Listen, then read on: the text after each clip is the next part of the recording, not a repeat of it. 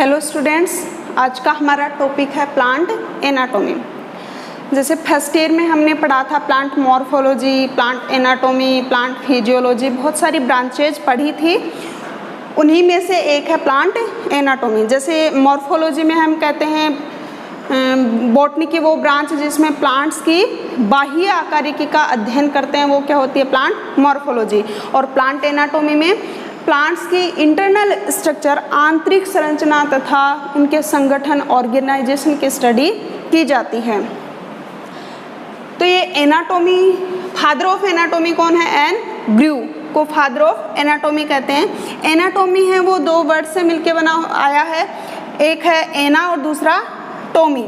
एना का मतलब होता है अंडर और टॉमी है वो टैमनिन से आया है जिसका मतलब होता है टू कट।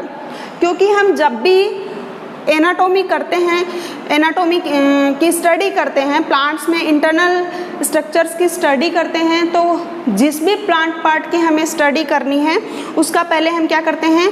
काटते हैं, डिसेक्शन डिसेक्शन करते हैं, चाहे वो ट्रांसवर्स अनुप्रस्थ हो या फिर अनुदैर्ध्य हो।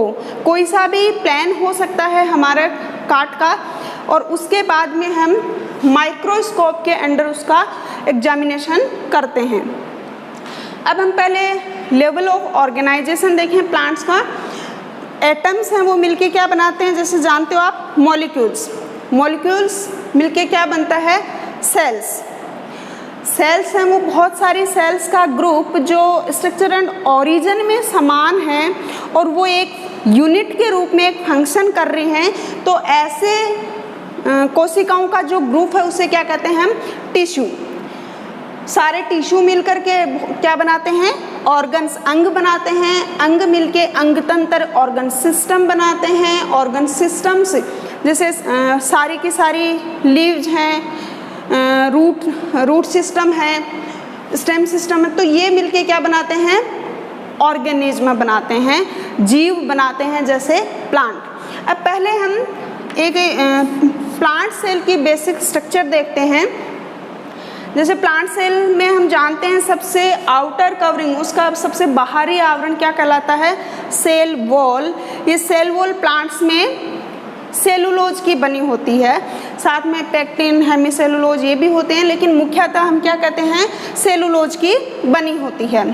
इसकी स्ट्रक्चर अगर देखें तो पहले मिडल लेमिला होती है जो मैग्नीशियम और कैल्शियम पेक्टेट की बनी होती है, एक तरह से सीमेंट की तरह कार्य करती है। उसके बाद प्राइमरी वॉल होती है जो पेक्टिन और सेलुलोज की बनी होती है।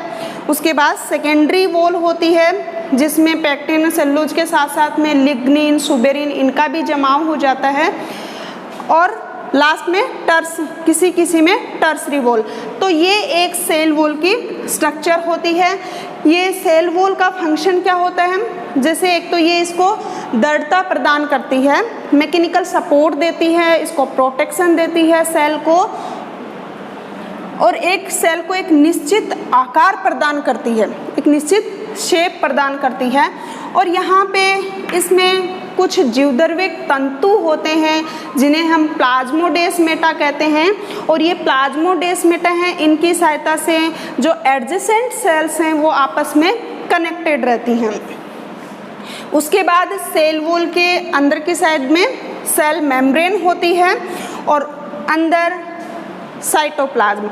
इस साइटोप्लाज्म में बहुत सारे ऑर्गेनल्स बिखरे हुए रहते हैं। जैसे सबसे पहले हम देखें न्यूक्लियस, केंद्रक। न्यूक्लियस है वो डबल मेम्ब्रेन बाउंड ऑर्गेनल होता है, अर्थात इसकी मेम्ब्रेन होती है वो डबल होती है, दोहरी होती है। बीच बीच में इसकी, जिसे हम क्या कहते हैं? Nuclear membrane. इस न्यूक्लियर मेम्ब्रेन के बीच बीच में सूक्ष्म छिद्र होते हैं, पोर्स होते हैं, जिन्हें न्यूक्लियर पोर कहा जाता है। इसमें न्यूक्लियोप्लाज्म होता है, ये न्यूक्लियोलस है, और जेनेटिक मटेरियल डीएनए होता है, और यहाँ आरएनए पाया जाता है। ये जो न्यूक्लियर मेम्ब्रेन है वो कंटिन्यूअस होकर के क्या बनाती है? ईआर क्या होती है? एंडोप्लाज्मिक रेटिकुलम, अंतःपर्दवी जालिका। अब ईआर के ऊपर राइबोसोम की प्रेजेंस और एब्सेंस के बेसिस पे ER को दो टाइप्स में बांटा जाता है। एक होती है SER और दूसरी होती है RER। RER कौन सी होती है? अगर ER की सरफेस पर राइबोसोम है तो उसकी सरफेस कैसे दिखाई देगी? रफ, खुरदरी। तो सरफेस खुरदरी होने के कारण इसे खुरदरी अंतःपर्दवी जालिका या फिर रफ एंडोप्लाज्मिक रेटिकुलम कहते हैं। राइबोसोम हैं वो ER के ऊपर भी पाए जा सकते हैं और यहाँ साइटोप्लाज्म में फ्री स्टेट में भी पाए जाते हैं। राइबोसोम का फंक्शन होता है प्रोटीन सिंथेसिस, प्रोटीन की फैक्ट्री कहा जाता है। दूसरे टाइप की ER, जब ER पर अगर राइबोसोम एब्सेंट है तो उसकी सरफेस बिल्कुल कैसे दिखती है? स्मूथ दिखती है, बिल्कुल चिकनी होती है, तो इसे चिकनी अंतःपर्दवी जालिका या स्मूथ एंडोप्लाज्मिक रेटिकुलम कहा जाता है। उसके बाद ये गोल्जी बॉडी है। गोल्जी बॉडी का फंक्शन होता है सिक्रीशन करने का, स्रावण करने का काम होता है। जैसे प्रोटीन वगैरह जो भी पदार्थ होते हैं उनको यहाँ से लेकर के ER से लेकर के सेल में पहुँचाती है, सेल के बाहर भी उसका सिक्रीशन करती है। ये माइटोकॉन्ड्रिया है। माइटोकॉन्ड्रिया भी डबल मेम्ब्रेन होता है। इसमें ये आउटर मेम्ब्रेन, इनर मेम्ब्रेन है वो फोल्डेड होती है। जैसे ये इसकी फोल्डिंग्स है उसे क्या कहते हैं? क्रिस्टी कहा जाता है। ये सेल का पावर हाउस कहते हैं इसमें, क्योंकि ATP फॉर्मेशन होता है। इसके बाद क्लोरोप्लास्ट है। ये क्लोरोप्लास्ट फोटोसिंथेसिस का स्थल होता है। इसमें ग्रेना और स्ट्रोमा पाए जाते हैं और इसमें फोटोसिंथेसिस के लिए रेस्पॉन्सिबल जो पिगमेंट है क्लोरोफिल पाया जाता है। उसके बाद हम देखें इसमें प्रॉक्सीसोम्स हैं और साइटोस्केलेटन। सेल के साइटोस्केलेटन कौन बनाता है? माइक्रोट्यूब्यूल, इंटरमीडिएट फिलामेंट और एक्टिन फिलामेंट्स, ये सारे के सारे मिलके क्या बनाते हैं? सेल का साइटोस्केलेटन। तो ये बेसिक स्ट्रक्चर है प्लांट। अब हम पढ़ेंगे टिश्यू। टिश्यू क्या होते हैं? टिश्यू सेल्स का एक ग्रुप होता है जिसमें सभी सेल्स की ओरिजिन है वो सेम होता है और एक निश्चित कार्य को करने के लिए एक यूनिट के रूप में फंक्शन करती हैं। उन सेल्स का ग्रुप क्या कहलाता है? टिश्यू कहलाता है। विभाजन की क्षमता के आधार पर प्लांट्स में दो टाइप के टिश्यूज होते हैं, दो प्रकार के ऊतक पाए जाते हैं। पहला होता है मेरिस्टेमेटिक टिश्यू और दूसरा परमानेंट टिश्यू। मेरिस्टेमेटिक टिश्यू कौन से होते हैं? जिनमें विभाजन की क्षमता होती है, जबकि परमानेंट टिश्यू स्थायी ऊतक होते हैं जिनकी कोशिकाएं विभाजन की क्षमता खो देते हैं। तो मेरिस्टेमेटिक टिश्यू या विभजोत ऊतक में कोशिकाओं में किसकी क्षमता होती है? विभाजनशीलता की क्षमता होती है। इसमें मेरिस्टेमेटिक टिश्यू में कोशिकाएं हैं वो समसूत्री विभाजन से विभाजित होती रहती हैं, उनमें डिवीजन होता है और डिवीजन के बाद में जैसे एक सेल है या एक टिश्यू में, एक ऊतक में बहुत सारी कोशिकाएं हैं, ये पूरा एक क्या है? ऊतक है, टिश्यू है। इसमें जितनी भी ये कोशिकाएं हैं एक ऊतक की, उनका ओरिजिन क्या होता है? सेम होता है और एक निश्चित कार्य को करने के लिए एक यूनिट के रूप में रहती हैं। अब ये कोशिकाएं क्या करती हैं? सभी में विभाजनशीलता की क्षमता है, वो क्या करेंगी? विभाजित होंगी और विभाजित होकर ग्रो करेंगी और उसके बाद क्या हो जाएंगे? विभेदित हो जाएंगे, डिफ्रेंशिएट हो जाएंगी उस कार्य को करने के लिए। तो मेरिस्टेमेटिक टिश्यू में डिवीजन और डिफ्रेंशिएशन होता है, विभाजन और विभेदन होने के पश्चात वो किस में बदल जाता है? स्थायी ऊतक में बदल जाता है।